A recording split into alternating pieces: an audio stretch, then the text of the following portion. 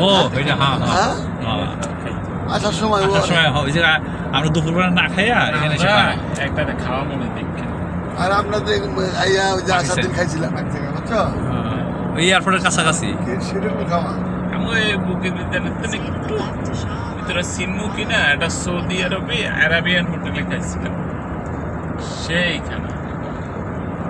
ওখানে কুয়ালালামপুরে হ্যাঁ কুয়ালালামপুরে ইয়েতে বুকে বিদ্যা বুকের তিনটা বিনটা বিন্তাং বিনতাং এনজি এনজি তাং Bien. তাং বুকে বিন্তাং তাং